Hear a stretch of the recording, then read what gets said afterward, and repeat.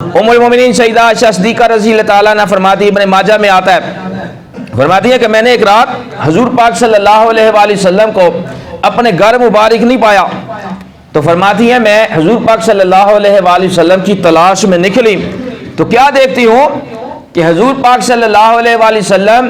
مدینہ منورہ کے قبرستان بقیع میں تشریف فرما ہے۔ لوگ کہتے ہیں قبروں میں جانا شرک ہے، قبروں میں جانا شرک ہے۔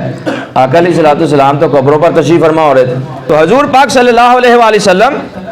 جب قبرستان تشریف فرما ہوئے تو سیدہ عائشہ صدیقہ رضی اللہ تعالیٰ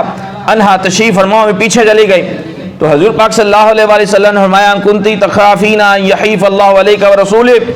ورسولہ، کیا عائشہ صدیقہ رضی اللہ عنہا آپ کو ڈر تھا کہ اللہ تبارک و تعالیٰ اور اس کے رسول صلی اللہ علیہ وآلہ وسلم آپ کی حق تلفی فرمائیں گے؟ تو فرماتی ہے میں نے عرض کیا یا رسول اللہ صلی اللہ علیہ وسلم، میں نے سوچا کہ شاید آپ صلی اللہ علیہ وآلہ وسلم کسی اور زوجہ مطہرہ رضی اللہ عنہا کے ہاں تشریف فرما ہوئے، تو حضور پاک صلی اللہ علیہ وآلہ وسلم نے فرمایا عائشہ صدیقہ رضی اللہ تعالیٰ عنہا ان اللہ ینزل لیلۃ النصف من شعبان الی السماء الدنیا فیغفر الاکثر من عدد شعر غنم قلب۔ اے عائشہ صدیقہ رضی اللہ تعالیٰ عنہا، یہ وہ عظیم رات ہے کہ اللہ تبارک و تعالیٰ اس رات میں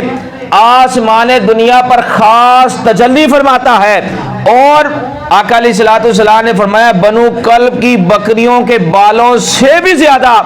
اللہ تبارک و تعالیٰ لوگوں کی بخشی فرما دیتا ہے۔